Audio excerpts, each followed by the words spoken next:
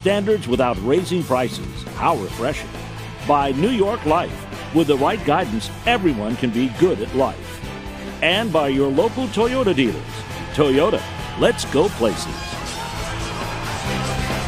This is the first sellout since the final game of 2009. The students surrounding Lawrence Joel Veterans Memorial Coliseum just prior to the start of this game.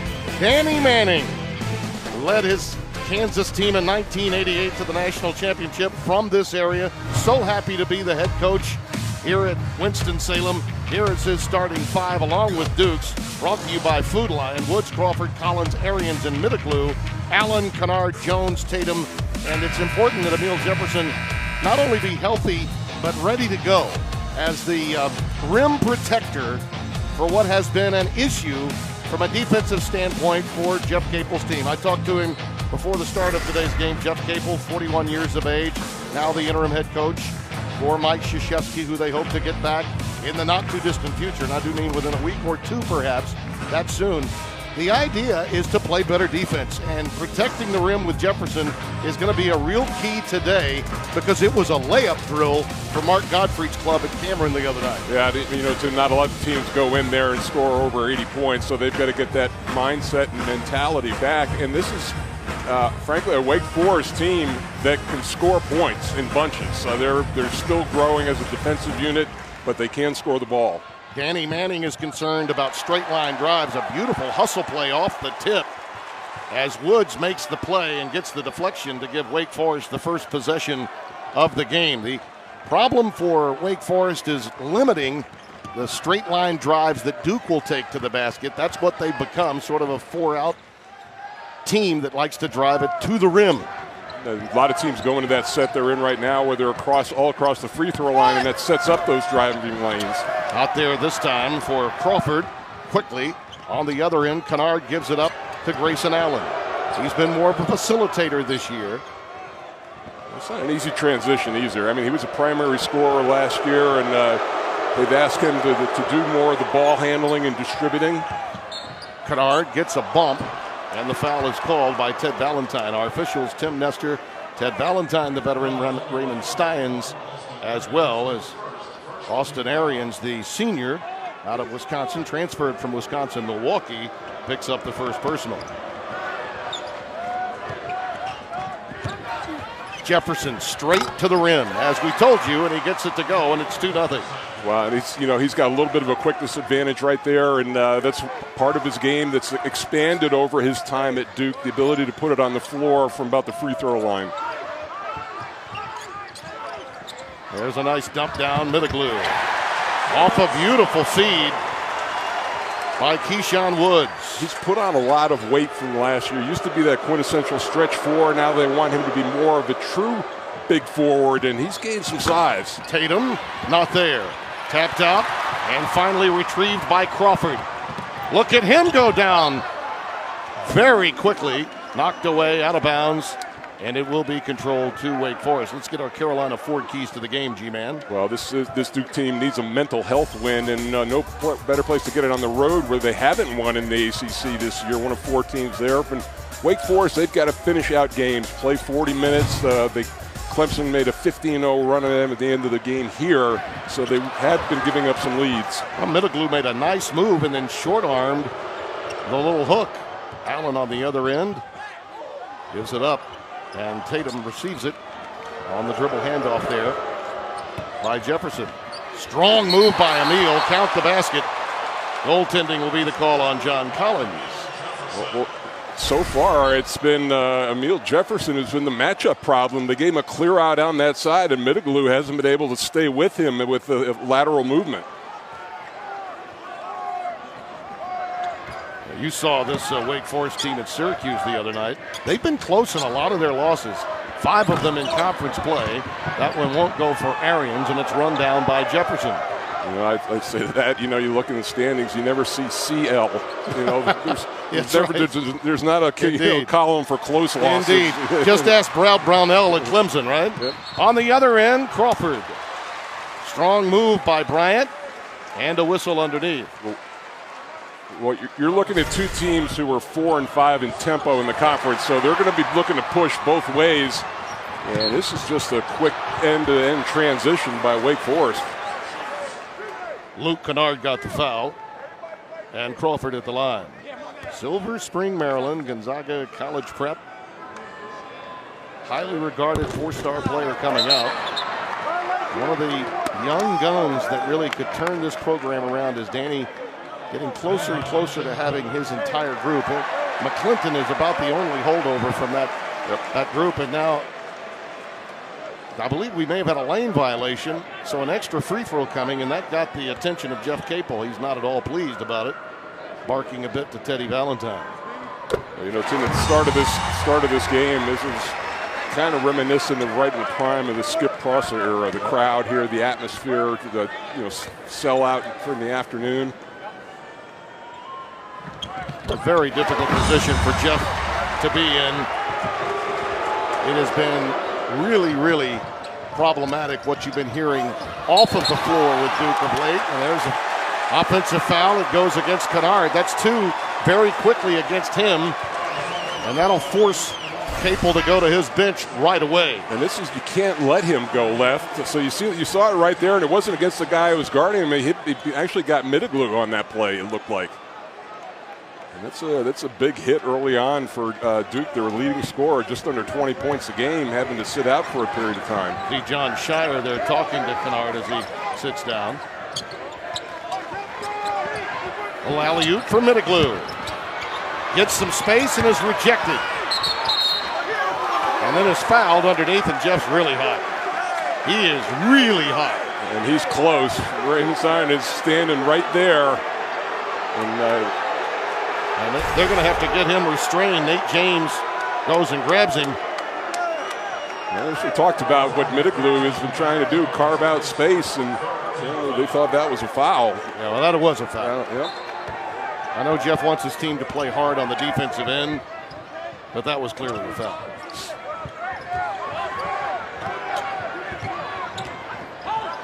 That may be the issue for Duke. Can they play well without fouling? As Collins takes it inside, and yet another bump, and he is not in a good frame of mind.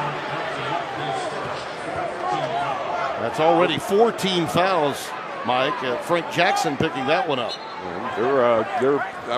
I did a game here, Tim, a number of years ago. I don't know if you were with me. It was one of the weirdest. It was a Duke game here, and all 5 starters fouled out. I was here. Yeah. I'd never seen I was here. Since or before that ever happened.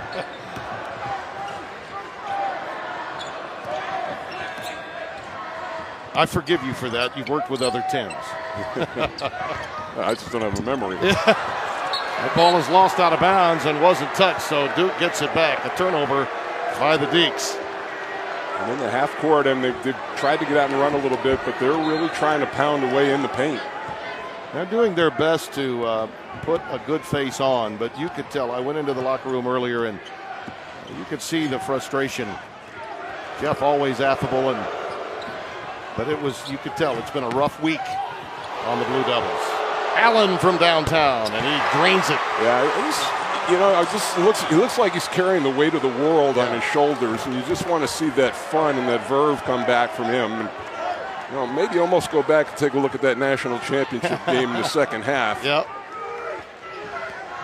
Strong move by Collins, count it, and the foul. Well, what a talent this young man is. Right. Yeah, he's had a little trouble standing on the floor with foul issues, but that was a good, strong take inside.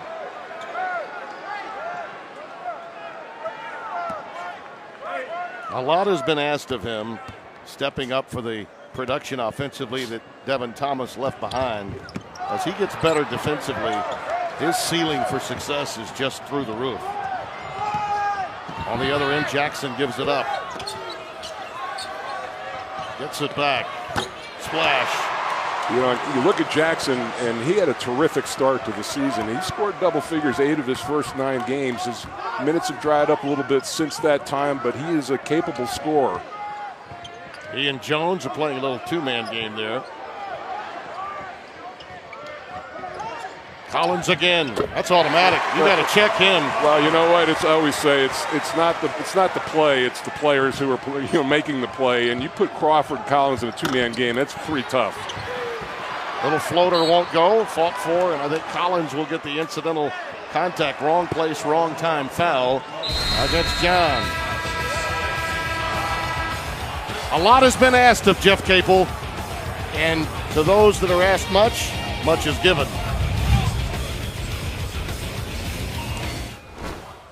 Screen, that time he gets to finish inside, but watch this next play. Instead of rolling to the basket, a pick and pop, shoots the jump shot. Now he's shown he can do both of those things. It makes it very tough to guard him. Now they are really working hard to get him free. And again, the Achilles heel for this Duke team this season, it's defense or lack thereof. Too much space being given. Jones can't get it to go. I think we may have a clear-out foul that is spotted. Are they going to whistle Collins? Uh-oh. That's 2 on him. Horrible news for Danny Manning's team. Now you got 2 of the biggest stars who are sitting on the bench right now with 2 fouls in Kennard and Collins, 1 each for Duke and Wake. Boy, talk about an equalizer. Collins really upset about it, too.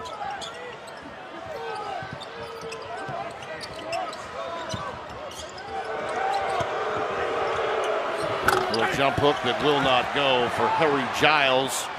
Highly thought of and injured Duke Blue Devil. But so much of the Duke issue of chemistry is based on all of the injuries that incurred this club from the moment a lot of these stars were brought in by Mike Krzyzewski. Yeah, 8 of their top 11 players have been injured at some point in time. They've had 8 different lineups that they use, and just kind of waiting. And Giles needs to have that one breakout game to really get his confidence going. Well, it's pretty evident we've got a tight whistle today. Keyshawn Woods is going to get caught clearing out with that left arm.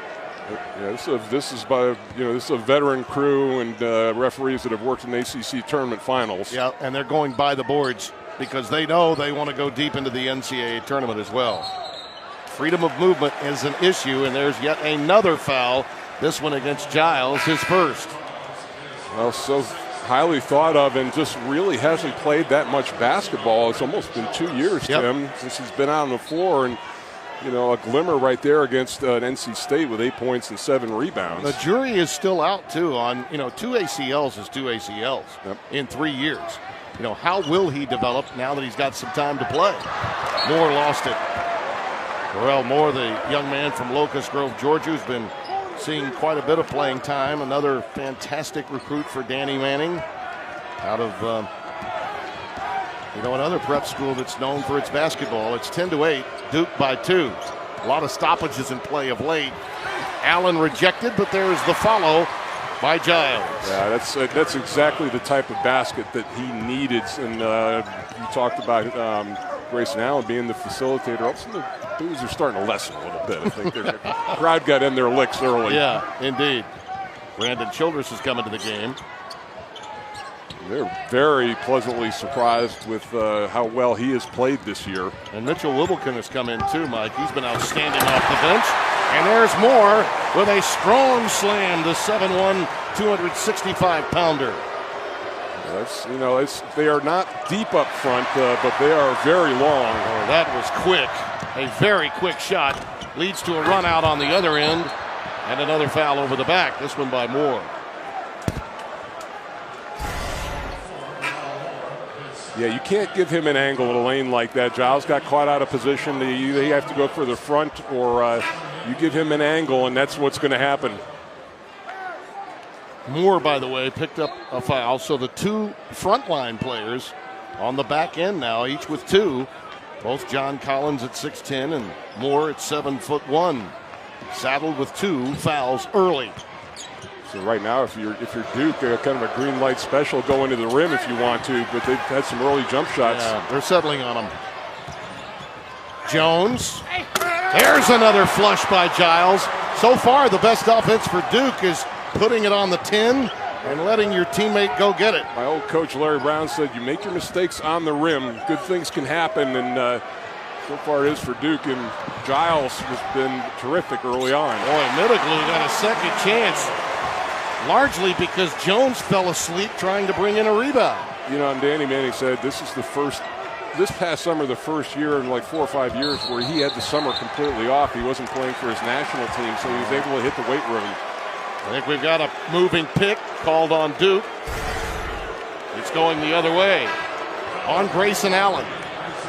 He's looking with Middlebury going for the block right there. There was nobody to put a body on Giles. He just followed him right to the front of the rim. After that foul on the moving pick by Grayson Allen moments ago, little Wolfen went down. You know, he gets it everywhere he goes, and not just from the fans. He also gets it from his opponents. 14-12 the score. Just over 7 minutes gone by. Beautiful pull up by Wilbekin. That's a 2 just inside the arc. And he's the calming influence on this team, Tim, and he actually relishes coming off the bench. He enjoys it. His minutes are still pretty high at 25 a game. We've seen what Brandon Childress and Wilbekin can provide when they come into the game. Already 16 fouls as that foul was given up by Jason Tatum.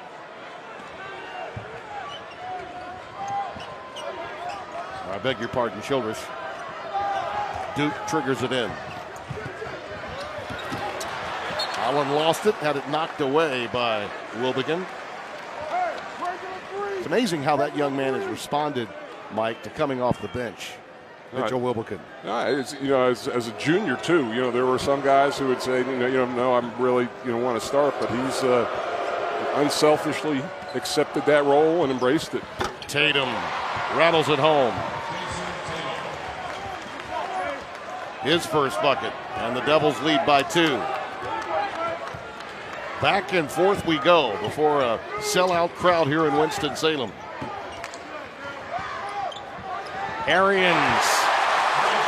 Well, see, that's a situation where Tatum should have the advantage defending Arians, being quicker than him. You got to drive him off the three-point line. Well, the amount of space between the shooter and the Duke defender has never been wider. And Allen is going to get the benefit of the block this time as he was making a straight line drive against Wilbekin. Timeout. Deacons lead it by 1. It's going to be a lot of fun today in the ACC. In the NBA, we narrowed it down to 4 players. A couple of them hurt, but you get our drift. Duke's Brandon Ingram, Justice Winslow, Jabari Parker, or Wake Forest Chris Paul. All of that coming up at halftime. Vote now at theacc.com/live. Vote. It's going to be interesting to see everybody waiting for that Clipper team to break out and come out of the West to see how they'll gel. They played well without Blake Griffin last year, who Jeff Capel coached at Oklahoma, but they need their full complement. Grayson Allen at the free throw line. Well, there's been a lot of conversation, obviously, Mike, about his being more aggressive, and a player like him, especially on that 2015 team, could play with a lot of reckless abandon. It does seem, more than anything else, not just the distraction of the tripping issue, but he's been more tentative on the floor as a result. That's what I've heard that I actually believe. The other stuff is a lot of hyperbole, but I do believe he's been more tentative since coming back. Yeah, I wouldn't disagree with that at all, and maybe part of that is being asked to be a little more unselfish as a passer instead of being a scorer. Duke's lead is 1. Wilbekin off the heel, and it's pulled out of there by Matt Jones.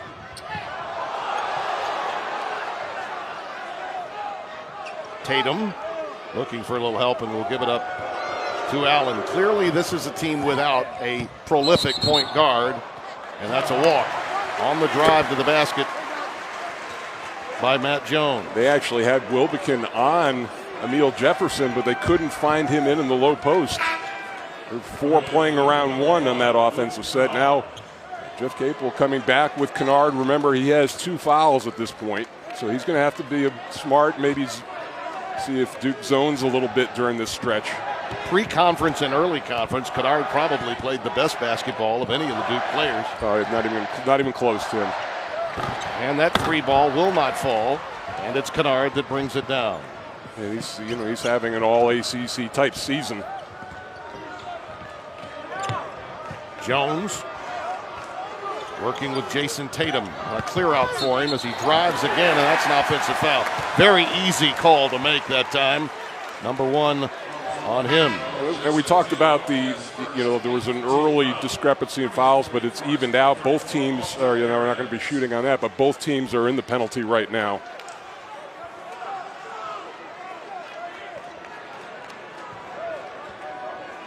Wilbekin on the deck with Greg McClinton, number 11, also on the floor.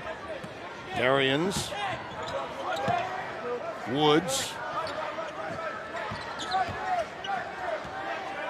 This is a smaller lineup for Wake Forest. But Arians plays small. Yeah. He's gotten inside, had good offensive rebounding position that time. Bryant Crawford, who had the rock, used the ball fake to get the foul from Jason Tatum, his second.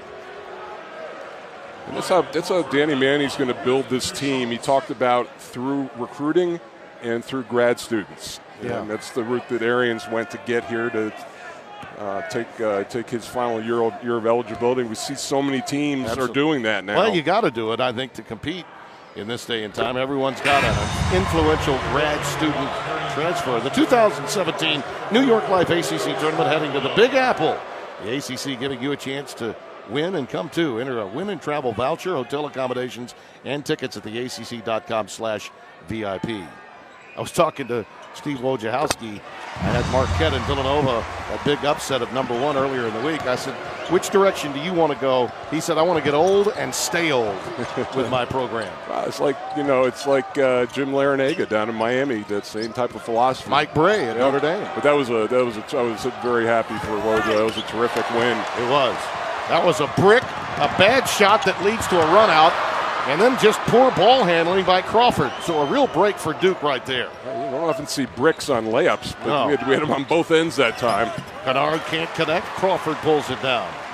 It's clearly a much more energetic team with Crawford out on the floor. Arians strong to the basket.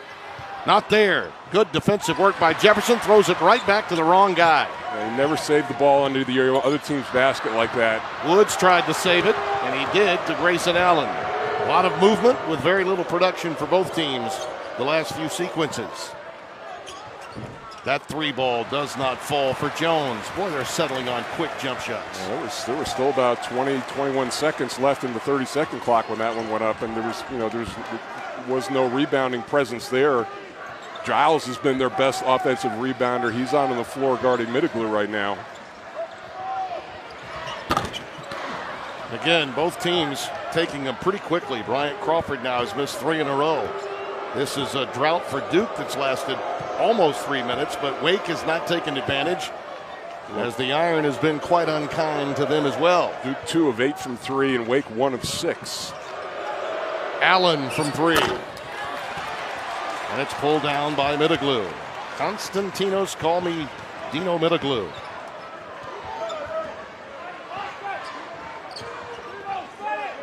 See if we see a possession with more than 3 passes for either club.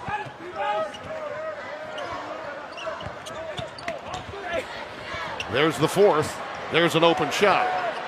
And a very weak effort by Crawford. They're going to call a push. Yes, they are going to call one, aren't they? I think it's on Jefferson. How about that?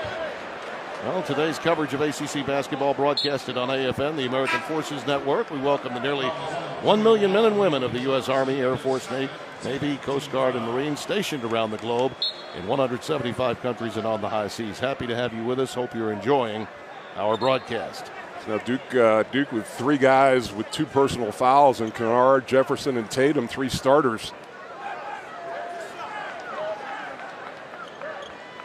And now they're making sure that Jackson sits and waits for the opportunity to come in after the free throw. As you see Austin Arians at the line. And he's got some terrific numbers too, Tim. 47%, 40% from 3, and 90% from the line. And this has been a very good Wake Forest free throw shooting team in general. Jackson does re-enter after the missed free throw. Jack White also comes into the game for the first time, number 41 for Duke. Crawford sits down. for Wake Forest. And that's, White pressed into action just because of the foul issues. He's only played in 8 games this year. Darrell Moore re-enters, and he's playing with 2 as Arian sits down. Last field goal for either team was 4 minutes ago, the 12:01 mark.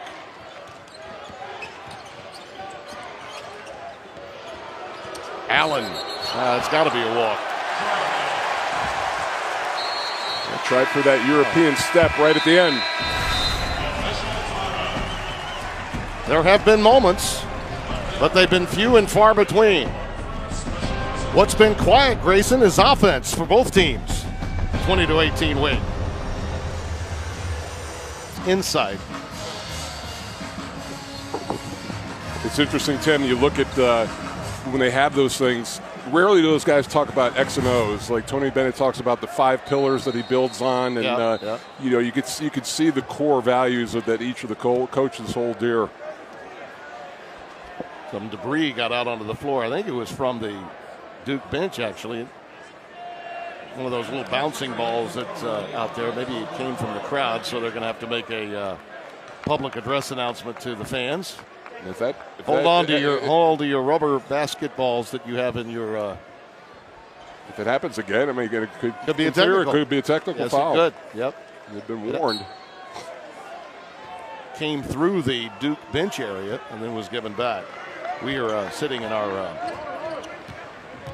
air-conditioned sauna above the arena here. Not quite as high as you'd be at Cameron. Woods drains it. 22-18. And let's see what Duke can do. They've missed their last 5 field goals. You see this run now over that period of time. Pull-up jumper for Jackson. Ooh, the iron kind for the young man from Utah. Yeah, he's got a little bit of attitude in him. Solid defensive player on the perimeter. But, in this first half, because of foul trouble, you've had other guys on both teams step up. Little stop and go. Childress, using the window. Waking up the echoes of his dad that's on that staff of Danny Manning's, Randolph.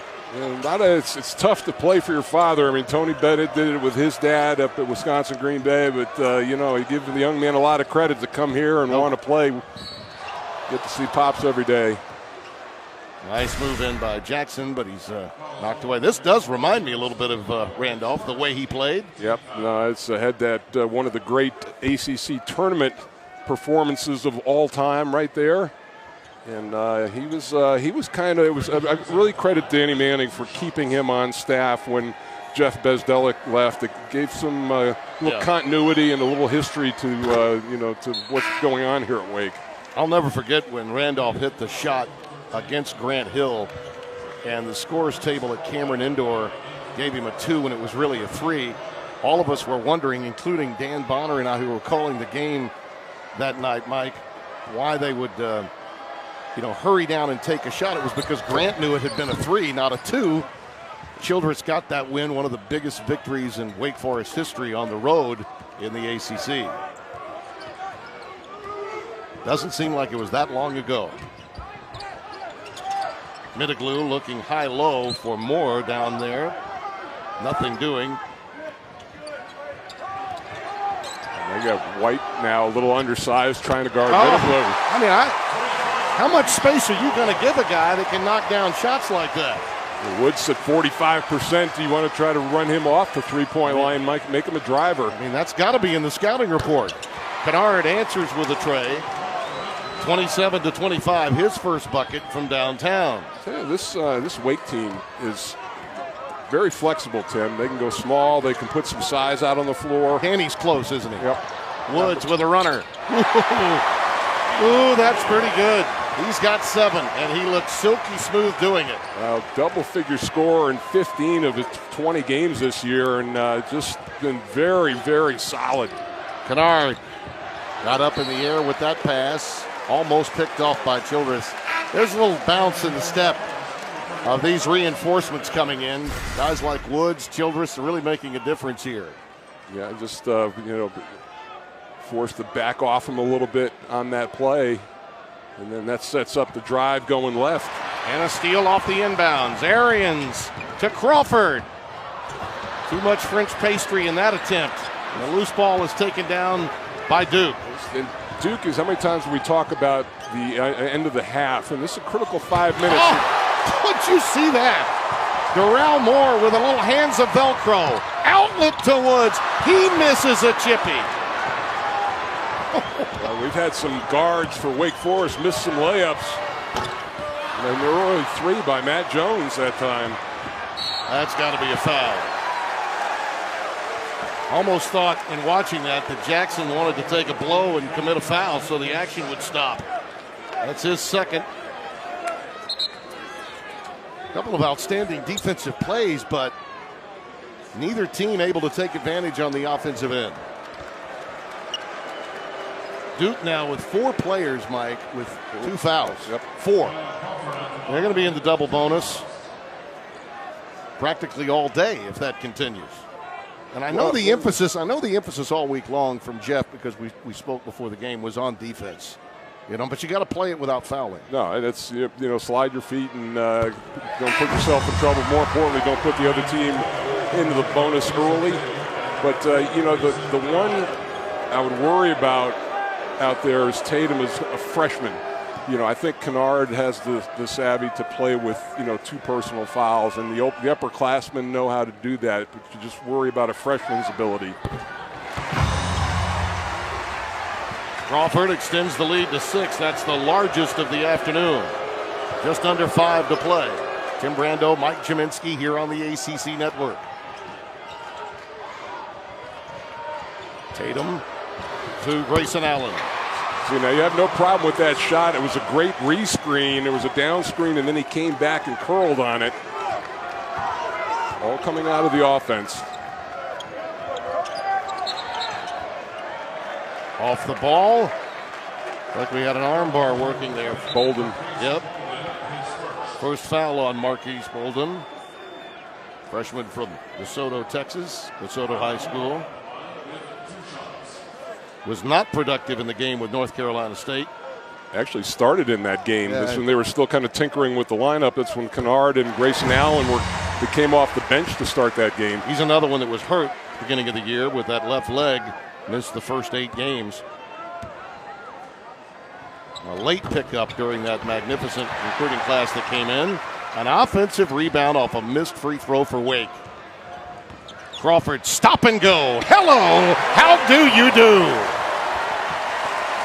Yes, great spacing that time by Wake Forest, and there's no rim protector out there on the floor right now for Duke. So they're going to really have to rely on help and taking charges. They got a mismatch, but Grayson's going to take the 3 anyway. Kennard was matched up against Wilbekin, and they missed him. He still is. He had him down low, posted up a moment ago.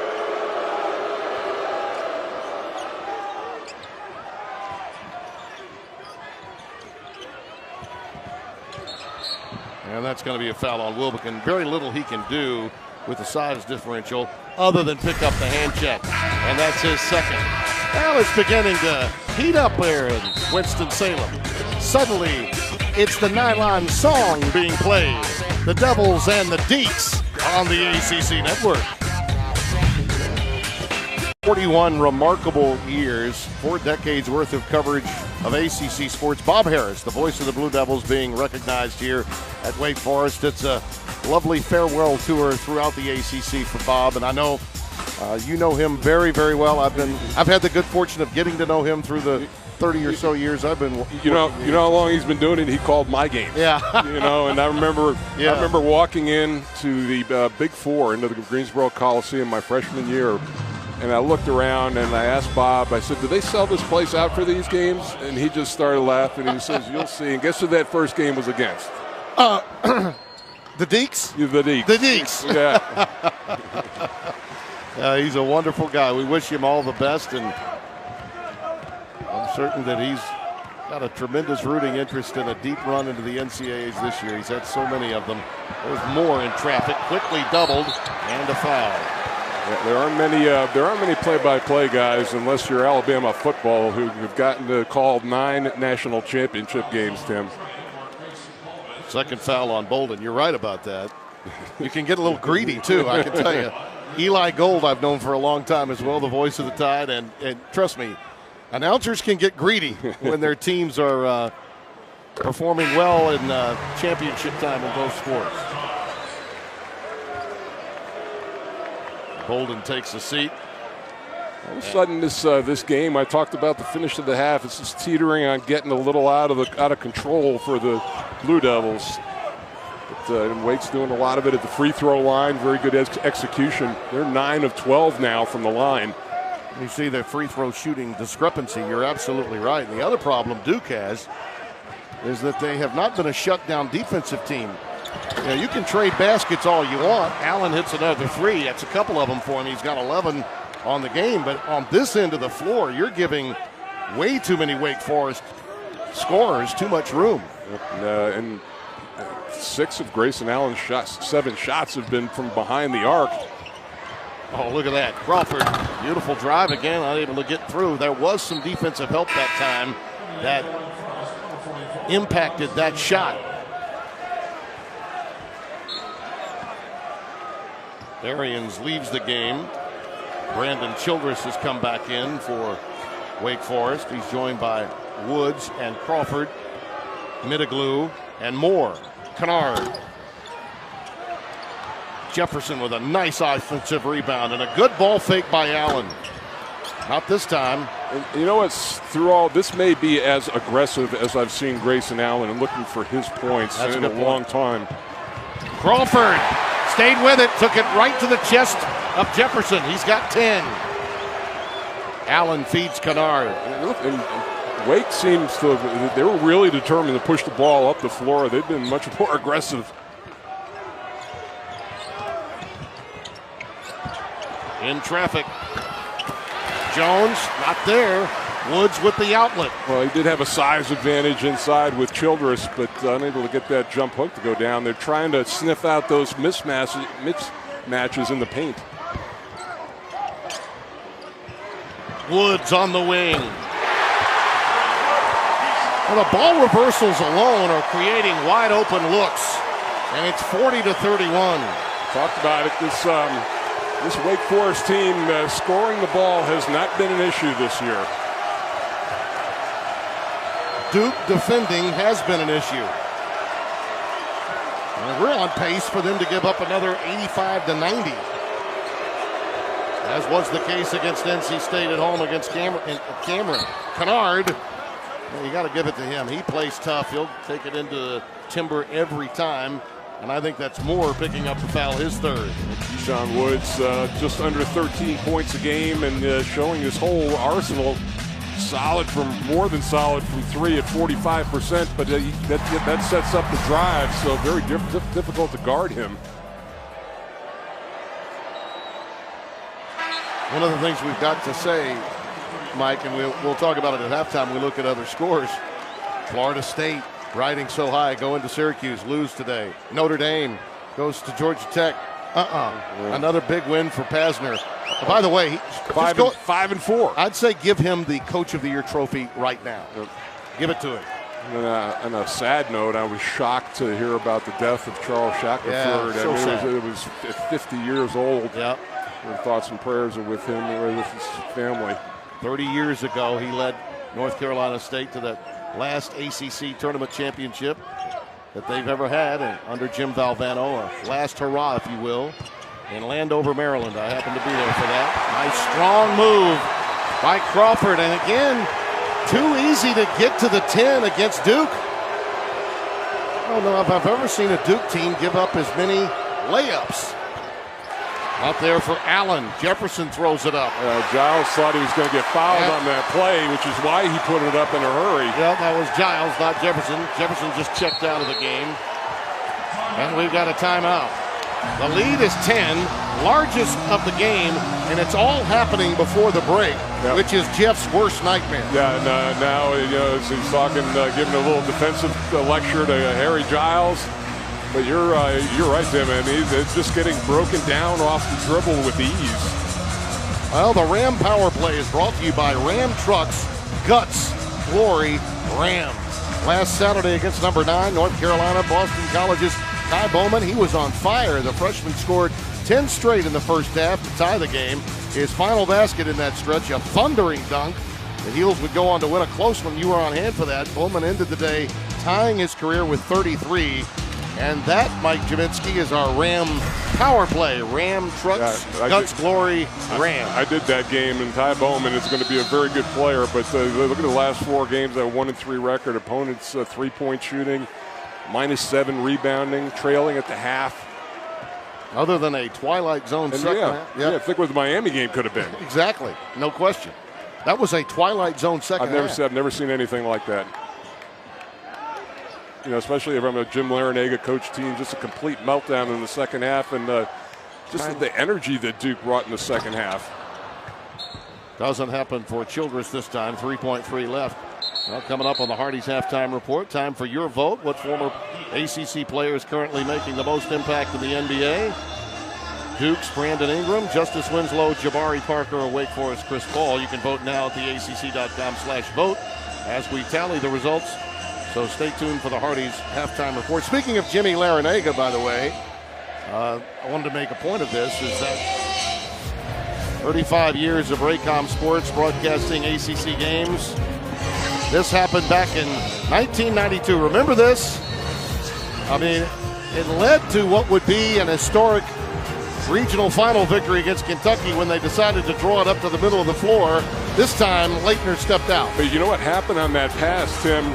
Grant Hill threw a curveball, and it went to the sideline. Of course, the iconic pass was dead straight, and all Leitner had to do was, all he had to do was cap off a perfect game at the end of the clock. But, I don't know who was more worried about that. I'm sure Grant was more concerned about making the pass than Leitner the shot. Last shot time, and it's Giles at the buzzer. Not there. By the way, we were talking about Larinaga's team giving up that second half to Duke. Well, they certainly answered the bell against North Carolina today, winning big at home. We'll be talking about that, plus a lot of other games in a crazy ACC Saturday. Duke, no field goals in the last 3:14, trailed by 10. ACC basketball is being brought to you by your local Toyota dealers. Toyota, let's go places. By Hardee's. By PNC Bank. And by Haviland, official motor oil of the ACC. Your resident hot dogs, Brando and Jaminski, back here for the second half of Wake Forest and Duke. Quit popping off. Speak for yourself. There you see the young Deeks. By the way, Collins, we should point out, only played 4 minutes due to 2 early fouls as we're underway in the second half. Crawford was the story with a dozen to lead the way. Duke's problems on defense were evidenced early, and quick shots like that don't always help, although Allen does have a pair of threes in the scoring column. Yep. Wake switching up a little bit, going zone that time, forcing the jump shot.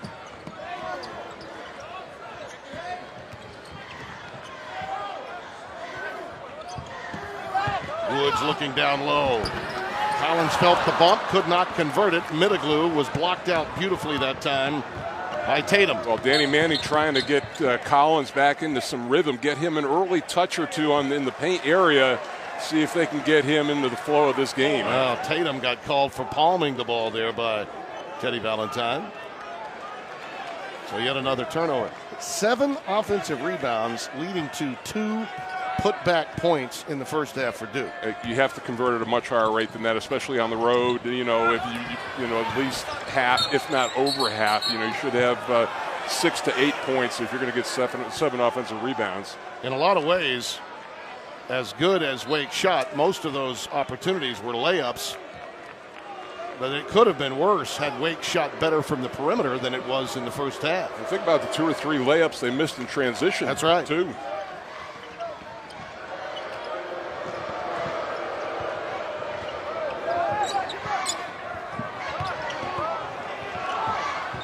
Shot clock down to 10. Jones fires over to Kennard, and he knocks home the tray. Very patient on that offensive set that time. And, Kennard tried to go. They're forcing him to the right hand as much as he can, so he had to give it up. But then he just ran to his spot on the three-point line. I'll say this. The concern that Jeff Capel had defensively was with Collins. Foul difficulties had something to do with it. But Jefferson's also doing a nice job on him as well, not doubling immediately. That time he gets through. They may start doubling more quickly if he can do that. He's got 6 now. That was kind of a half double, and they waited till he put it on the deck before you do it. I think they're going to have to come on the catch pretty quickly because Kennard just didn't get there in time. Jones. Jefferson kept that one alive, and it's out of bounds to Duke underneath their own hoop. Here's the look, and this is the one guy, that they will throw the ball into, and Mitiglu to a degree, but see that late wave coming in, and it's just not going to get it done. Woods leaves the game, and Wilbekin checks in for him. So you suspect they may be a little more immediate, and another turnover committed by Duke. The veterans this time, Allen and Kennard can't connect. That's the 10th committed by the Devils. So you would think now we might see a more immediate double team. Huh? Yeah, if not on the pass in, then on the catch. I mean, you could do it 3 different ways. When ball's in the air, when it arrives at the post player or on his first dribble. Now Jefferson's going to get a push prior to the entry into Collins, and that's the 3rd on Emile Jefferson. And they cannot afford to lose him. That's number 3 on him. Yep. So they're going to come in. Harry Giles actually gave them some good minutes in the first half. But, Jefferson and talking about defense, I mean, he's the middle linebacker for this team. Yep. I mean, he's the communicator, and he barks out all the signals. Collins gets through off an inbounds that's got to be in the scouting report. He's got 8, 4 in this half. The thing you hate as a coach is that direct pass for a layoff for underneath out of bounds. Allen knocks down the 3 ball and a quick timeout. 14 in the game for Grayson. But he's going to need some help from his friends, especially on the defensive end. The game, Clemson goes on the road. Pittsburgh's really struggling. Syracuse gets the win against Florida State. That's got to help the Qs, and you know how important it is for them to make a late run. And Miami takes out North Carolina, and this is how it affects the standings, Mike. Well, I remember at one time, too, Florida State was sitting there at 6-1. They've lost their last 2 games to Georgia Tech, and now this loss as well. So there's going to be a lot of, we could have 10 teams at the end of it all at 500 or right around there. And maybe 11 that gets in the tournament. First time that would have happened since the old Big East in 2011, which, of course, some of the old Big East makes up the new ACC. And that's a 10-second violation. Mitchell by Wilbekin to just kind of lose track of where the count was. But a little second half of the ACC cannibalization process is underway. All these teams are really, really good. In the back half, you measure this league from the bottom up, the so-called second-tier and third-tier teams are a lot better this year than they have been in the past. Yeah, if you thought at this point Georgia Tech was going to be 5-4, raise your hand. And then no, Josh Pastner wouldn't even have his hand up. Indeed. We were on hand for that first win he got against North Carolina. High off the window, the turnaround for Giles. He's got 6, and the lead is down to 6. I think, and we talk about it having the game, I think, when you have those injuries, and they almost didn't get it over again. Yeah. But for Giles, he's gaining confidence in his knees, and he's looking a little more fresh out on the floor. Give Jeff Capel some credit for the defense going full court there, forcing what was almost a second 10-second violation. Collins keeping it alive, but a beautiful little tap out to Allen. Here come the Devils. He turns it over, just a poor play. Suspended in the air before making a bad pass. And Crawford answers, and 1. The foul against Tatum. That's 3 on Tatum, so that's going to, I was sitting there looking at the board saying which of the starters is going to pick up that 3rd foul. And this is what happened when you miss a shot down the other end. It turns into a fast break for the other team. Well, Grayson Allen had no business passing the ball while suspended in the air. If you're going to take it that deep, you got to put the shot up. And all that did was just give a beautiful turnover and scoring opportunity with numbers for Wake on the other end, just as Duke was making a run and had gotten a couple of defensive stops. They had cut it to 6. That's a 5-point swing right there. 15 in the game for Crawford.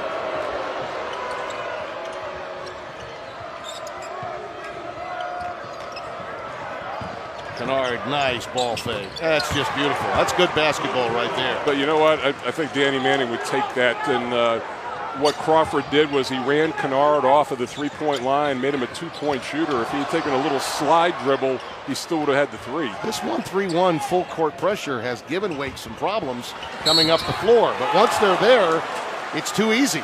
And another foul, this time inside against Giles, is second. Timeout. The lead is 7. Early second half. Re-download this app at your app store. Play as your favorite ACC team, as Mike does.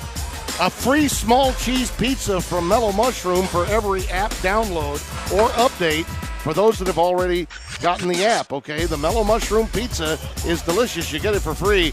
Oh, I see the iron is a little unkind to the G-Man there. I thank our production crew for bearing me on that and showing 3 misses. I did make a couple during that sequence.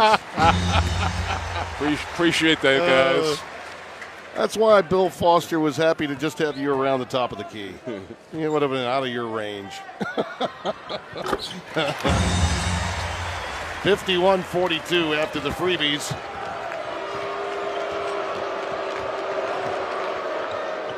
Duke had cut it to 6, went to some zone pressure, got one quick turnover, almost a second, but then a 5-point swing after a turnover by Allen, and that's going to be another foul. Middleglue came over before Collins and picked it up. That's the second on Middleglue. Danos Middleglue. Well, it's amazing how his game has changed so much. We used to see him out on the perimeter shooting threes. He's a lot thinner. He is really bulked up. This is a way for Duke to kind of claw back in this game at the free throw line if they can get some things inside, make old-fashioned three-point plays. Interesting about Middleglue, he's really the most experienced returnee this season. And you're right, his game has changed. He was sort of a stretch 4. Now with his size, he is playing a bit more down low and with his back to the basket. Well, what I think that little half-court trap has done, too, it's disrupted Wake Forest rhythm in the half-court offense. And early on here, they haven't been getting many of those drives into the paint. Foul goes against Harry Giles, his third. Collins got poked in the eye. Boom, right there. That's 3 on Giles now. Imagine those two have had some wars probably in the AAU circuit over the years. Woods, who, by the way, is celebrating his 21st birthday today, number 1 for Wake Forest, handing it off to Childress. Nice pick from Collins and a blow-by. Collins goes to the deck, is knocked away by Duke. It's getting physical. Matt Jones, they're upset with himself for not coming up with that ball. I've been impressed with the way Brandon Childress has played today. Brought some energy to Wake Forest when he's been on the floor. Woods gives it back to him. Beautiful quick dump down to Collins. He's just really tough in there. Middleglue, and he keep it alive. Going back, he got a shot clock violation. The ball never got on the rim, so good defense for Duke right there. Maybe their best half-court sequence defensively of the afternoon. Tim, it's a very compact zone too, so forcing shots from the outside and good body up underneath Collins to force him to get that miss. Got to give high marks to Jeff Capel with the defensive adjustments he's made here in the second half. You mentioned a moment ago that full court zone pressure, and then the zone on the other end right there had him confused. Wide open for the 3, and a beautiful 3 ball for Tatum. He's got 7, and the lead is cut to 4. And here's that pressure again. Woods. draws the foul. Taking it right at Harry Giles again, and also Jason Tatum. Tatum picks up number 4. Yep. And that's the difference, Tim. I thought what Wake had been doing was attacking that little half-court press and then pulling back. You have to attack that to score, and that's what they did on that play, and got the foul called because of that.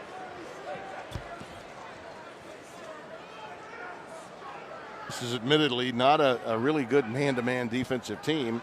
Jeff has done, I think, a lot of changes with his defense, but can you defend without fouling? And the answer to that right now is not particularly well. Tatum with 4, Giles and Jefferson each with 3. And that's important to a Wake team, Mike, that wants to just drive to the basket.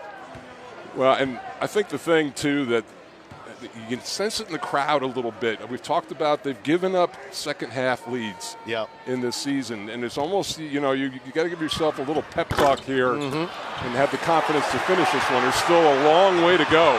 Well, that was another offensive rebound, but unfortunately will lead to an over and back as Collins threw the ball away.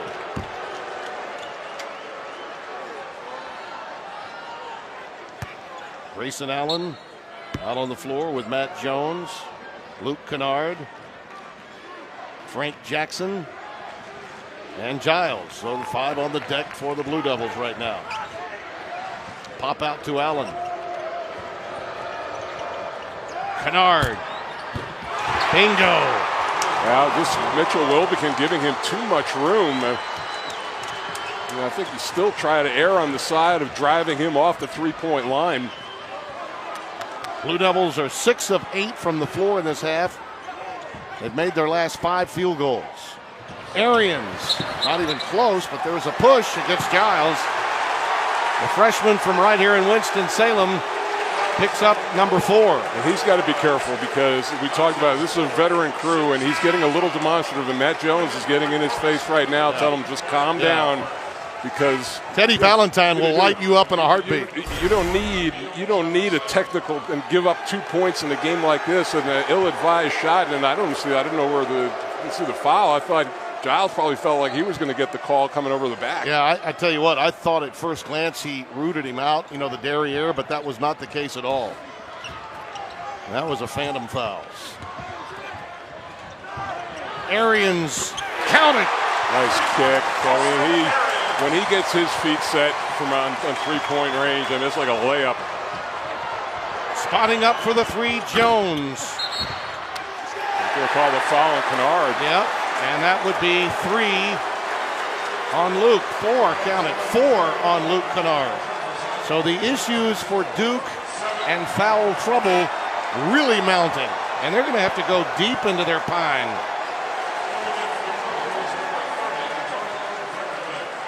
Frankovic getting some run here late in the second half by necessity. He too has only played, we saw Jack White early in the first half, and now we see Frankovic. He's only played 8 games this year. Yeah, this is not at all the scenario that Jeff Capel and the rest of his staff, Nate James, John Shire, had in mind today.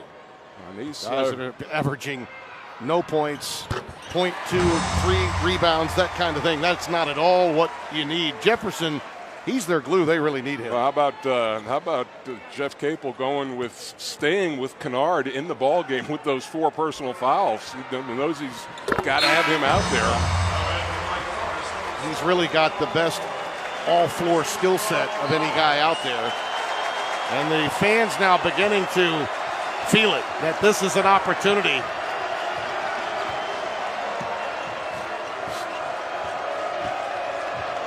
Jackson being dogged by Childress. Kennard checked by Woods. A pull-up. That's why he's in. Counted and a foul. That's why you keep him on the floor. I don't know if you disagree with me or not, but I think the whistles have been pretty equitable on both ends of the floor. Yes, indeed. They've been quick, but equitable. Yeah, I would agree with that. There's the look, and this is a left-handed guy, too, driving you down, and Woods got caught with a little reach-in. 15 in the game for him, and the lead cut down to 4 again. This is as vulnerable Duke team has been defensively and with foul trouble, as we've seen. And as Mike mentioned, they haven't won on the road yet in the conference. If they are to get it today, it'll be a gut check win, that's for sure. Crawford. That's a block on Allen. It started with a ball fake, and it was a beauty. And now some woofing. Grayson Allen getting with it again. And a technical. I wonder if they're going to call a double technical on this, but, Grayson Allen just has to understand where he is, and it's of his own volition. And he's just going to get called a different way. I don't know if the first statement made was by the Wake player, but I do know what was said by Grayson Allen was heard, and that drew the tee. And it's always the retaliation that God, that was a blocking.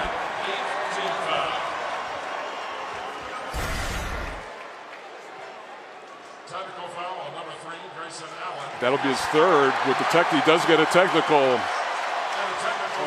Yeah, something was said by Crawford. I don't think that was heard. And it usually isn't, by the way. He gets a little something in there. But then Allen, retaliating verbally, got caught. Yeah, and both those technical fouls offset one another. But still. So there was a double technical. But the thing, though, Tim, the foul on Allen only would have been his second. That's right. With the technical, it makes it three in one play. I don't know that they should know, but I don't know that players at the collegiate level understand that in this game, a technical registers as a personal as well. But it's been that way, and I don't know why they wouldn't already know that. So Crawford gets to the free throw line, and Allen is forced to the pine yet again. This will be the 21st and 22nd free throw attempt of the game for Wake, and that's where they built this lead. There is absolutely no denying that the players on the floor against Grayson Allen are well aware that if they can tweak him, he is already a target. There is absolutely no question about it. He's got to adjust to that. No question. And I think it was a good time by Jeff Capel to get the under 12 timeout coming up, get him a time to cool off a little bit. Well, they're certainly going to need his offense, along with Kennards, who's also playing with 4 fouls. He's got the ball right now. 10 to shoot. Beautiful pass inside for a slam from Brankovic. Here's a guy that, Wake Forest, you get a guy like that who hasn't played, he may not even been on the scouting report in this game, but you lose a little respect and lose a little concentration, and that's what happens to you. Like one of those early Plumlee games, right? Yeah. Back in the day. Woods with a blow-by. Poor pass. Taken away by Brankovic. Gets it into the hands of Giles. He and Jason Tatum. That's Tatum. It's taken down on the other end of the floor, and a foul. That's number 2 on Arians. It's heating up. High emotion in Winston-Salem. The Deacons lead the Blue Devils by 4. Ended position when there are changes made in the official tallies by the referees and fouls. We are sometimes at a loss, and the good news for Duke is that Luke Kennard had a couple of fouls that were called originally against him that were changed. Emil Jefferson was credited with one that we know of, and that got him to the bench with 4. Kennard now officially with only 2 fouls. So the decision to keep him in is a understandable one now, but with the foul change being made. But again, unfortunately for us, our location is not in a position where when those changes are made that we would automatically find out. You don't have to tell them, Tim. They know that we're at a loss from time to time. On occasion. You don't have to. We try. Crawford draws the bump as he takes it inside. And Matt Jones just unable to hang with him there. We should say, too, we'll see how this looms as this game goes on, that Keyshawn Woods came out of that last play limping pretty heavily. We don't want to speculate on what it is, but trainers are still looking at it. He was in pain. Trainers are still looking at it. Looks like that right knee or lower leg.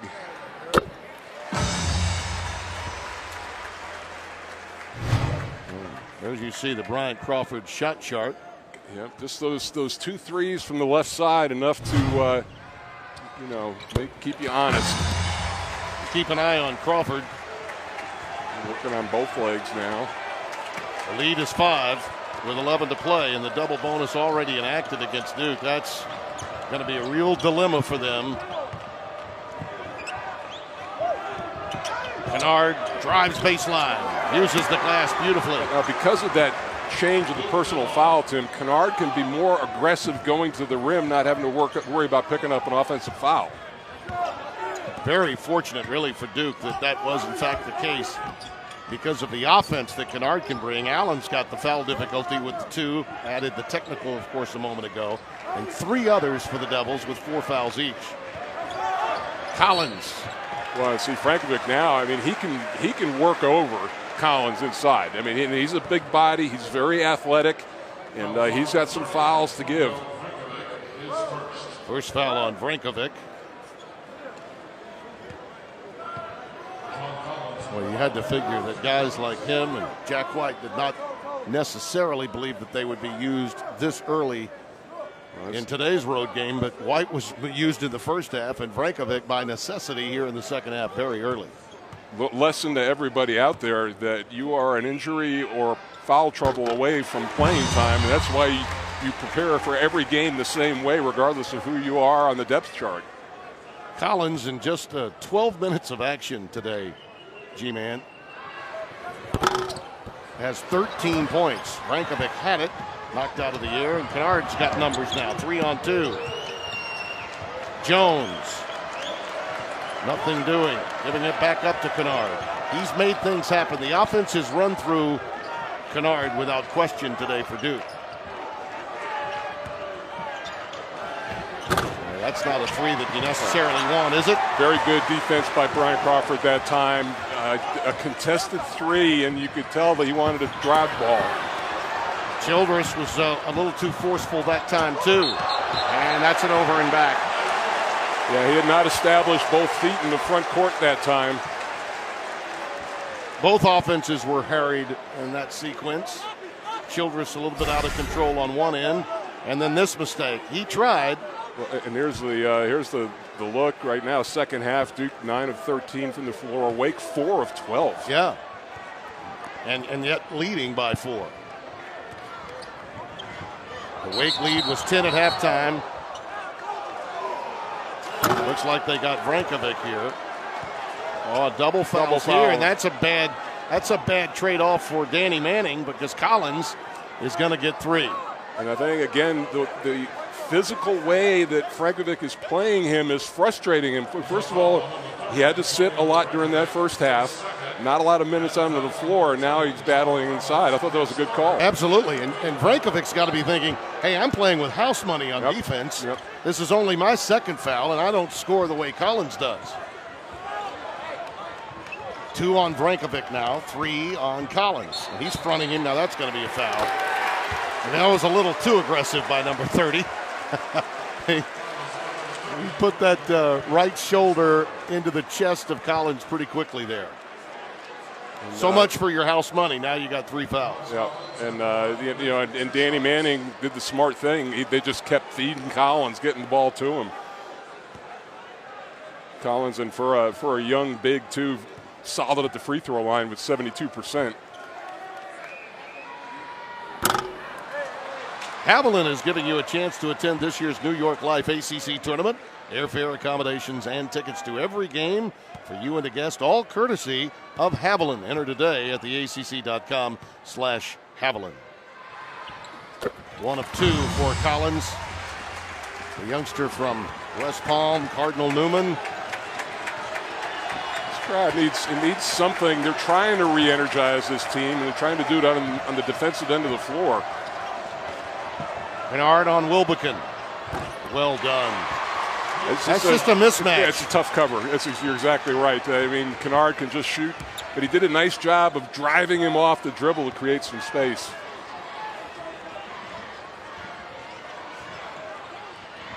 Austin Arians for three. That was deflected. Nice job defensively there by Tatum.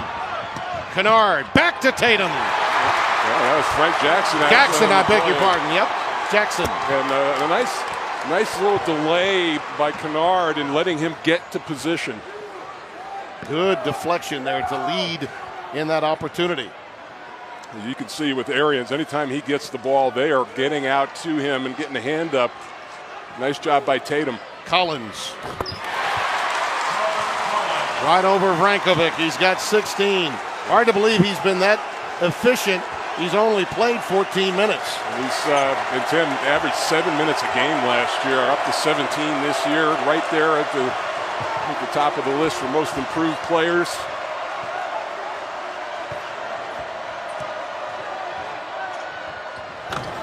That turnaround will not go for Tatum. Childress looking to push. If I were Tatum, I might face up on that, try to take him off the dribble. Oh, Wilbekin from downtown. His first bucket, and it's a tray. Yeah, it's just unflappable. You know, this wasn't a makeup for down at the other end. I mean, he is a terrific three-point shooter. This is going to be an outstanding finish. Kennard, that's going to be a foul. It goes against Mitchell Wilbekin, and it's a 3-shot violation. Back after this word from your local ACC stations. The Toyota Game Summary. For summaries of other ACC games, go to the Toyota Game Center on theacc.com. And Kennard and Collins leading the way. Without Collins in the second half, it would really be problematic, and the free throw shooting story is the issue. Kennard getting fouled on that last three-point attempt, and one of the better shooters from the line in the ACC at 87%, so a gift there. In a lot of ways, the game has been disjointed, lacking free-flowing tempo with a lot of fouls.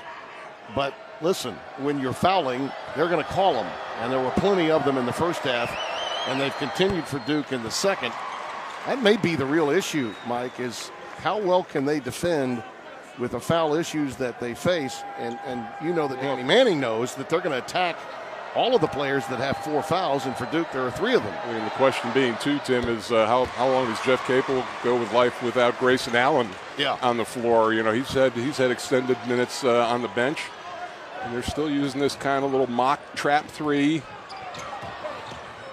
And they just barely got it over that time as well, and, you know, just cuts off 10 seconds that you can run your offense. They haven't even gotten into it yet, and there's 14 on the shot clock. Yeah, Jones, Jackson, and Tatum have really helped Duke here in the second half.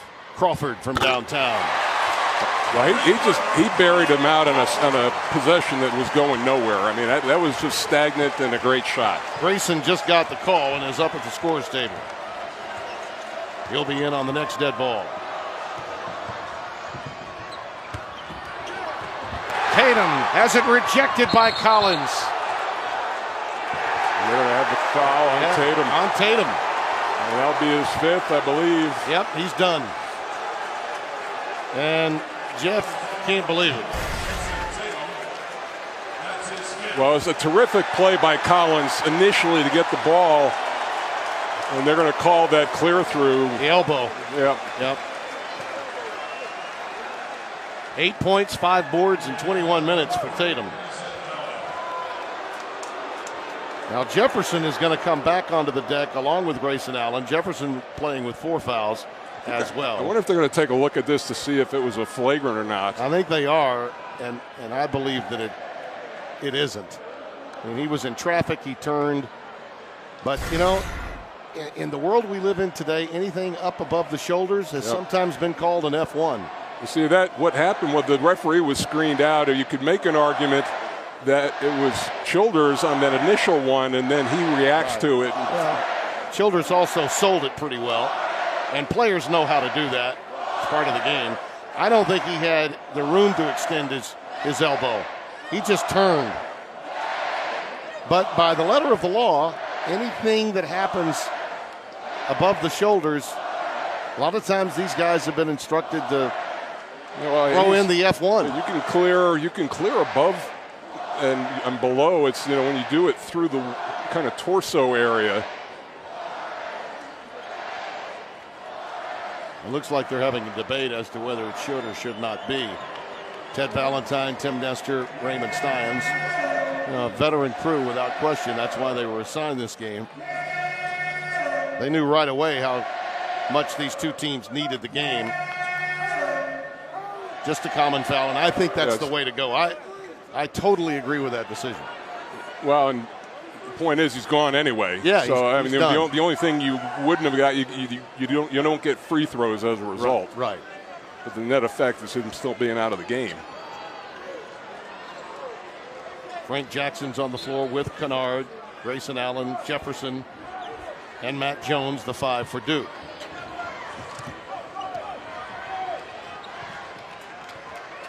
Childress running the show now with Collins, Crawford, Woods, and Wilbekin. There's a beautiful pass to Collins. What a delivery by Childress. So they run that pick and roll up top as well as any team in the league, and they do a great job of clearing out the help. And that bump by Crawford. And Kennard got hammered this time. Not that it wasn't chippy already, but this finish is, and the referees are doing a pretty good job of policing this. Here's that look, the roll, and there was nothing Allen's going to do about that play. And I'm Danny Manning. I keep going back to that one. Crawford got the foul, his second. And Kennard at the free throw line now for Duke. I've always been a big proponent, Tim. If you got something that's working, you keep going to it till the other team shows you they can stop it. Well, a big missed free throw on the front end. Without a doubt. Because it's difficult to get stops down here against this high-flying Wake offense. They have been very efficient once they've gotten started and initiated their offense early. Inside, outside. Too strong that time from Childress. And the rebound collected by Jackson. That 3-ball falls from the corner pocket. Beautifully done by Jones. Matt Jones, and this is what you got to guard. You have to guard outside in against Duke right now. They've got 4 guys who are going to run to the 3-point line. Alley-oop to Collins. Boy, Duke just fell asleep completely there. He's got 20. And Jeff Capel is going up and down the line saying, what am I going to do about this guy? Number 20 is pretty good. Offensive foul. They call that on Matt Jones. Yes, they did. 3 on him.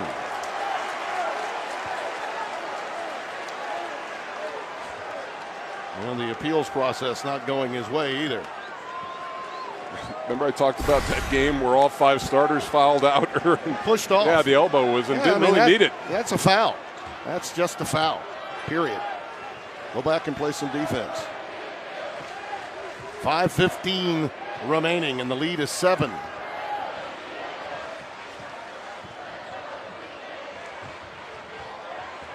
Crawford. Allen had it, and he's quickly fouled by Keyshawn Woods. See, I think, they're still barking to one another here. If I'm Collins, I'm demanding that ball because he's got a size advantage over Jefferson, and he had him on his back, and Crawford decided to take the shot. That time the dead ball conversation was between Crawford and Matt Jones. You're right, it's gotten chippy. Even from the distance that we are from the floor, and it's quite a ways, you can tell they're woofing. They are woofing a lot, and these officials have a really tall order, Mike, in the remaining time that we have. We are teetering on something really bad happening.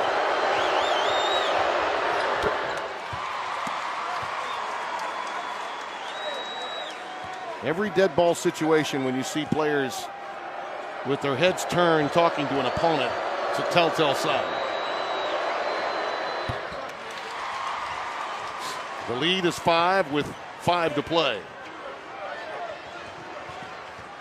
Nice job at Jackson pushing up against Childress, making it a little more difficult for him to advance the ball.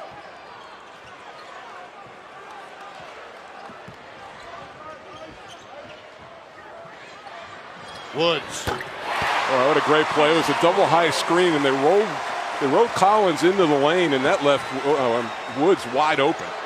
Allen. Wow, that was quick. Wow, that was quick. And then a frustration foul. And here we go. Here we go.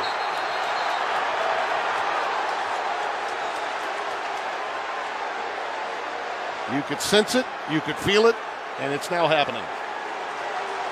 Well, really nice job by the officials to get in and right in front of the Duke bench. And also, Tim, I was watching, really nice job by Wake's coaches to keep their bench under control. You see guys were wanting to run down the floor. I think was that foul called on Crawford initially? Grayson Allen is guilty of the foul. He's frustration. It's just total frustration. First off, a bad decision to take a shot. There's the foul and then he pulled Crawford. There's the foul right there, clear. I mean, and then of course Crawford, and he had it before. May have been a little bit of a chest bump there. And here we go. Won't take much from this point forward. But it was everything that was leading up to that you could feel. And you're right. Danny Manning did a great job making sure that his team stayed on its bench. But that's a situation where, Allen got to know better. Yeah. I mean, just because of not only because of what has gone on before, but your situation in the game. And that's an easy call for the referee to make. One thing to be competitive, and we know he is. And he was upset with himself because he took a poor shot. And he committed a foul that we've seen many times before. But there was no malice involved. And I think every time something with him happens, he's living in this unfair fishbowl where everyone wants to just hone in on him. As unfair as it may be. I don't think it is unfair to him. I really don't. I think he has created that. No. I'm with you there. But what I'm saying to you is the fact that he only missed one game, and let's take that and have our political conversations over whether that should or shouldn't happen. Let's play on. It's a college game. The kid's eligible. Let him play. That's what I'm talking about. That's unfair. The fact that this has become a media circus is what I don't like. The fact that he committed the foul and that happened. There's no denying that. Well, then I guess what the call could be is a dead ball technical foul if they looked at that and saw that something happened after the whistle. Yeah, and that's what this conversation, I'm sure, is about.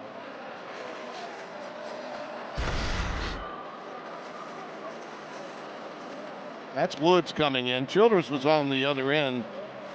Now here's Childress. He comes in and grabs as though to take him away from a potential argument. So Allen credited with one of the fouls. And by the way, and Childress gets a technical foul for coming over as he did. Contact technical foul. Nice job by our crew, Lonnie Dale, Dave Berringer, our producer. Because, and I'm just going to tell everyone at home, this is an announcer's nightmare, because if we were on the floor where we should be, we would be told by the officials what was going on every time there was a stoppage in play. But unfortunately, we're not. Well, just to tell you, to clarify that, Tim, that as soon as Danny Manning got this job, he wanted the broadcast booth back down on the floor. But that's some pretty expensive real estate down there. And they got, I understand. But how many times do you sell out here? When they were good, they sold out. Yeah, well, I'm just saying. Danny's right. We should be on the floor.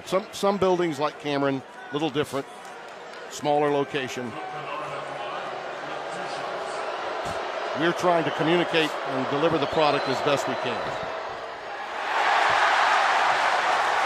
Kennard has uncharacteristically been a little dodgy at the free throw line, 5 of 9.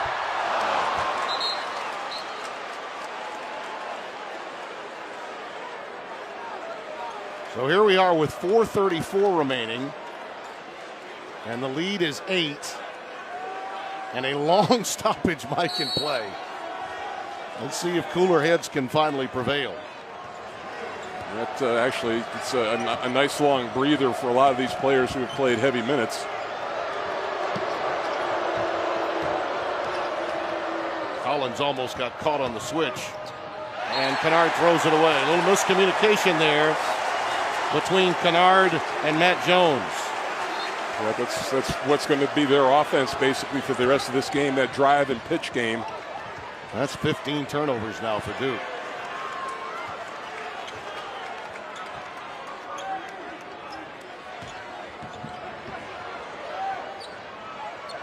Collins flashes. Crawford decides to drive and is going to get a block. That was Brankovic coming over again. That gets him his 4th foul.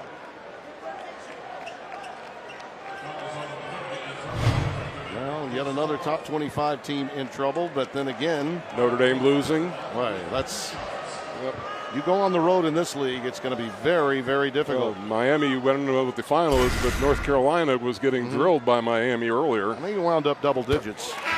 Virginia, by the way, has a big non-conference game tomorrow against Villanova. Yeah. Oh, by the way, I think we'll take the weekend off against a non-conference and play the defending national champion. Yeah, why not? Kansas, Kentucky today. A career-high 26 for Crawford today. The lead is 10, 4 minutes left.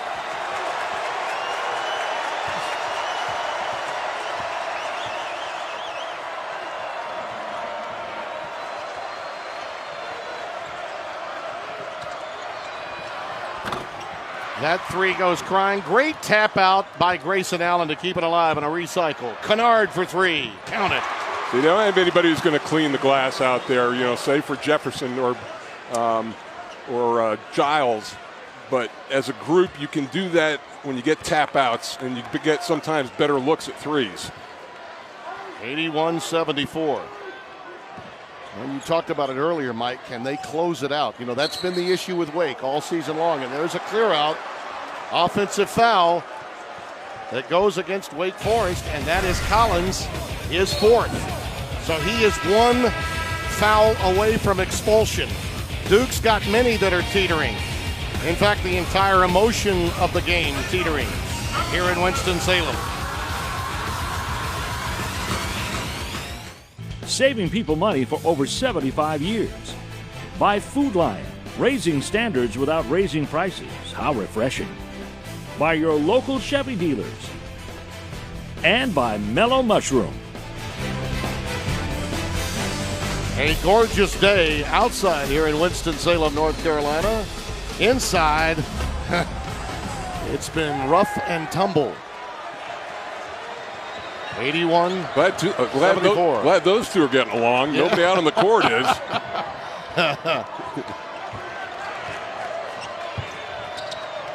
Collins did pick up his 4th foul going to break for Wake Forest. So number 20 has to play intelligently the rest of the way.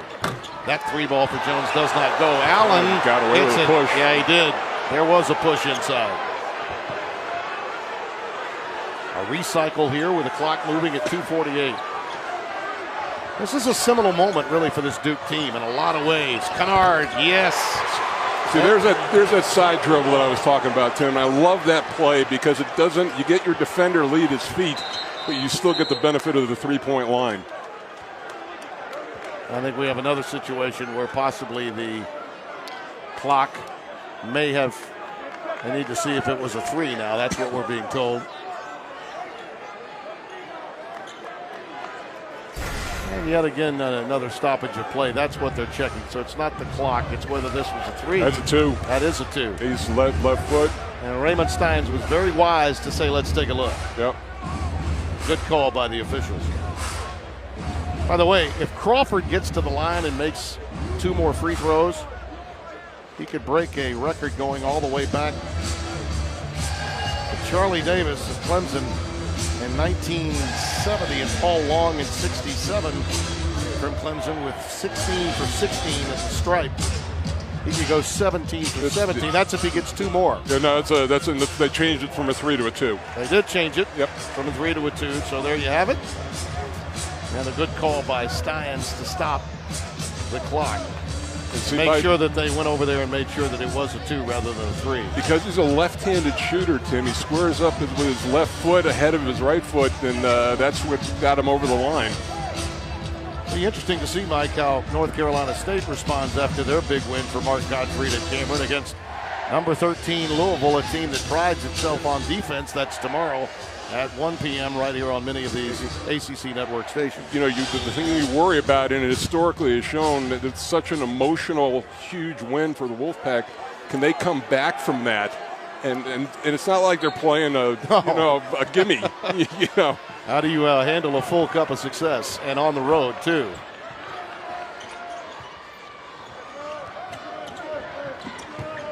Childress, Wilbekin, Crawford, Collins, all on the deck with Woods, the 5 for Wake Forest.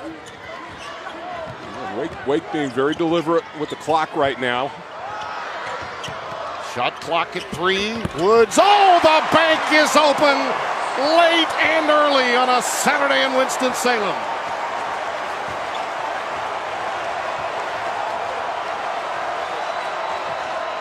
A blow by. Not there. Jackson couldn't get it out of bounds to Duke. Now they can, I don't know if they can review this play under 2 minutes. And I think it's what they're going to do. They're going to go take a look at it. Danny wants them to. Yep. Boy, that's sometimes most of the time the backboard is your friend. Certainly was the friend of a guy who was a superstar here and in the pros, and Tim Duncan. Nobody used the glass better than him. Well, you're right about that.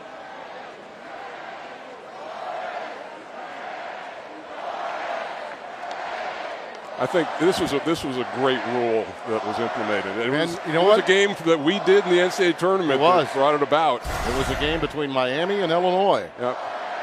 In the second round of the NCAAs. Now I think it looked like Woods might have gotten a piece of the ball coming through. Yeah, that was the call. It's got to be indisputable. Yep, I thought Woods got it. His hand was the one that came through there.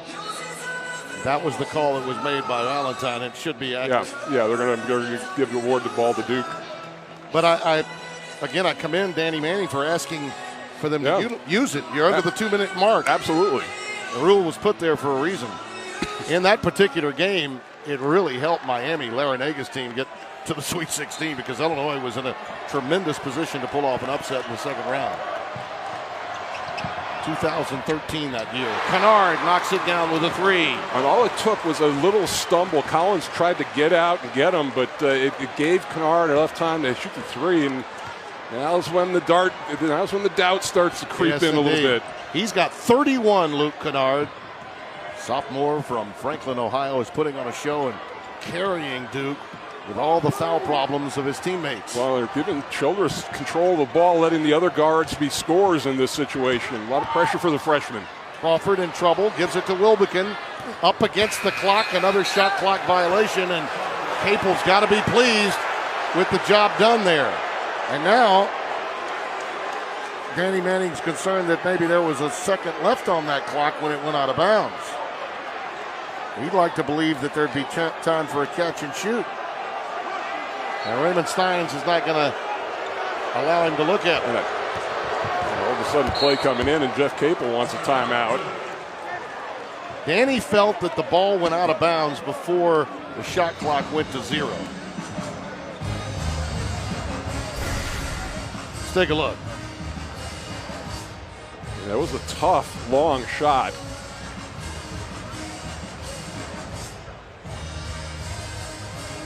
No, it was clearly the ball was still inbounds when it went to 0. Good call. Remember, it has to hit out of bounds to be not just break the plane. That's right. All right, so 1:15 remaining. Kennard has been your answer to this point. I'm sure Jeff Capel is also talking defense as well as offense. Only one more timeout remaining for him. But it's been all Luke Kennard in the second half, Mike. 10, and he's not been a high-volume shooter either. 10 of 13 from the floor, 5 of 5 from the three-point line. His only weak spot has been from the free throw line, where he's normally pretty solid, but 4 assists, 4 rebounds for him. Just a terrific overall line, and it's what he did for this team early on in the year. Frank Jackson occupying the ball right now. Grayson Allen trying to run through some screens. Kennard gets a pick. 1 minute. Kennard drives, sets it up. Allen for three. He got it. 83-82. 52.5 remaining. Boy, and how about the extra pass by Matt Jones, the critical pass, and Kennard should get a hockey assist for that one, and Allen all wide open.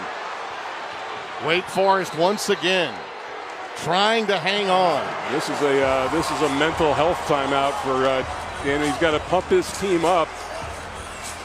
Regardless, you get the score that you got to, the Duke is going to get the last possession. Watch it here. When we talked about the drive and pitch, he gets a look inside. Never any panic here. Drive and pitch again, and then just you give him that much room.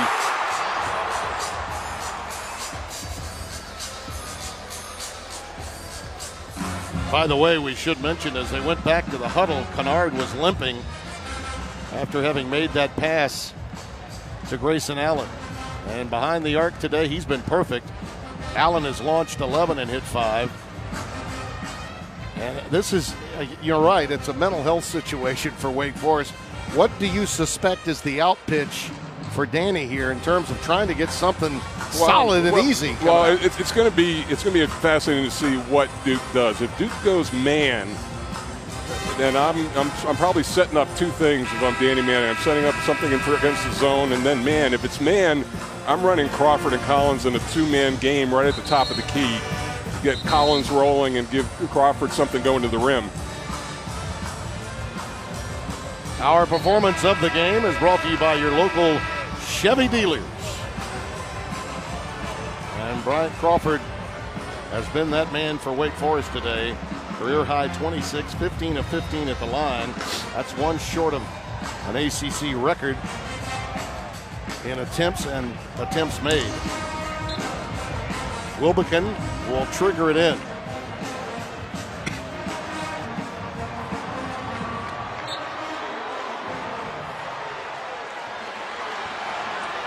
Bryant Crawford's got it.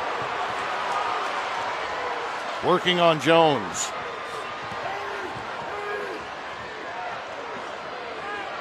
They're fronting Collins. Giles is on him. Shot clock at 5. Woods. It goes crying off the front iron. Giles the rebound, and here comes Duke with a chance to win it with a 2. Yeah, their last lead was 18-17. Timeout. This would be a steal without question, and one that comes at a seminal moment in the season for this Duke program that has really been on its heels. Yeah, and it's, for this Deacon program, it would have, we're not this game far from over. And, but for this crowd, I mean, they really came out, terrific atmosphere, how I remember Joel used to be. First sellout since 2009. Yep. So, terrific from that standpoint, but that's part of having a younger team is learning how to close out and learning how to win games like this. But that was terrific defense. The clock got down. I thought they'd go a little earlier on that and give themselves some time, but terrific defense by Kennard. All right, a quick update tomorrow, 1 o'clock. Most of these ACC network stations will have Dennis Smith Jr. put on such a show at Cameron. They'll travel to Louisville to take on the 13th ranked Cardinals. For the entire ACC network game schedule, we invite you to visit the ACC.com/ACC network. And remember that select ACC network games are streamed live for free on the official ACC mobile app. What a day it has been. That Viper Pit down in McCamish now. All right, here we go. You got to figure, right, Allen or Kennard? Put some pressure on the referees and get something driving to the basket.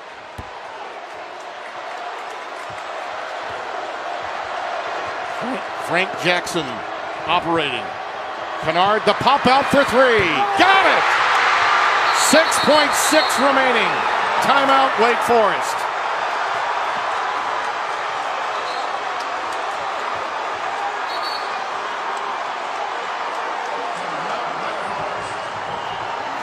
Second half points for Luke Kennard. 34 on the game. Well, here's the play, and I mean, he's just been on fire this whole afternoon, and caught in rhythm, coming into sweeping around to that left hand. You know, seeing that scene on the bench, the last time I saw that much passion was the second half of the Miami game. And you know, and for Wake Forest right now, I mean, I don't think it's a decision. I think with the foul trouble that Duke's in, that you go for the tie in this situation and not the win. Duke is 17 of 27 from the floor, 9 of 16 from 3. Those are the numbers in the second half. Very efficient. Kennard, 10 of 10. I mean, this is as close to perfection as you can have from one player to carry a Duke team, as we've seen in way too many years. I'd like to see this rule change too, where you could advance the ball a half court on a timeout in this situation. Woods will trigger it in. Crawford will take it end to end. The runner, not there. Out of bounds. Duke will have it. Collins went down hard too. Yes, he did. Gave himself up. Came down on his shoulder.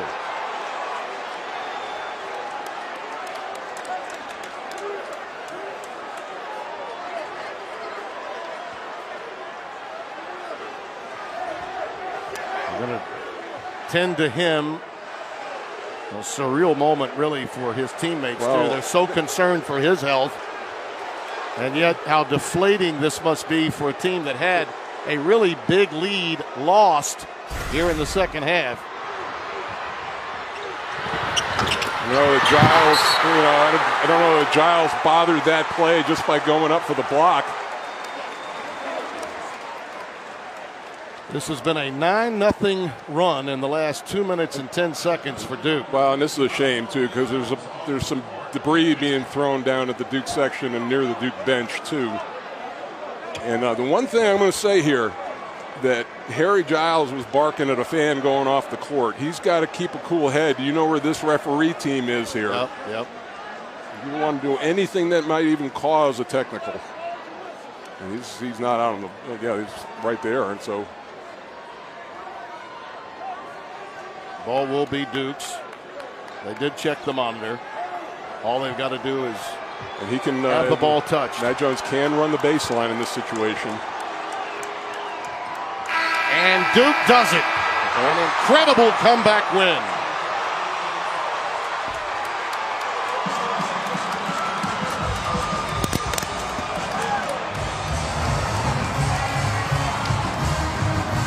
Mike, I'm not sure when Coach K is going to come back.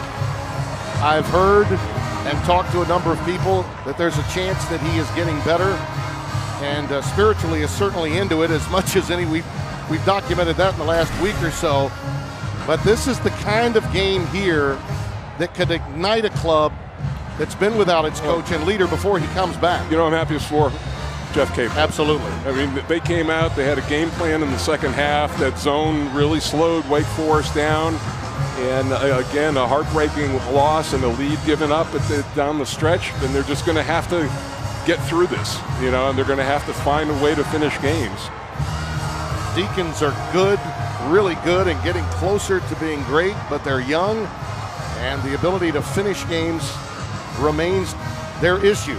But for Duke, a proud program that knows how to finish at a time when they were in very, very much disarray defensively, they have managed to get a very important victory for them. 85-83. And wasn't it about a year ago we were saying the same thing about Jim Boeheim's team? And look at what happened. I think Luke Kennard is down there ready to chat with us. Luke, congratulations on the victory. Tim Brando along with Mike Jaminski. Is that as good a half as you've ever played at any level of basketball, 10 of 10 from the floor? Man, I don't know about that, but, man, I'm kind of speechless right now. I mean, the way our team fought, the way that our team battled together, the pride that we showed wearing this name across our chest, man, it meant something today. It meant something today, and we really believed that. We believed in each other. You know, we weren't ready to play at the beginning of the game, but I'm telling you, this second half that's the team that we can be, and that's the team we want to be, and we're going to continue to work that way. Luke, I don't know what the matter was. You missed 3 shots today from the field, and you were perfect from 3. When do you get a sense you're having an afternoon like this or an evening like this? How early on in the game?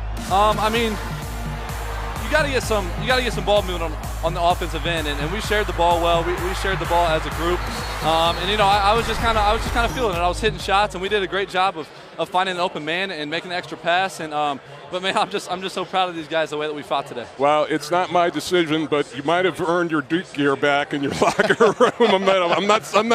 Again, it's not my decision, but you guys made a great. You guys showed a lot of heart in that second half. Yes, sir. I think we did too. It was great. We're gonna go enjoy it right now. But we got to get ready for the next one. Next one's a big one.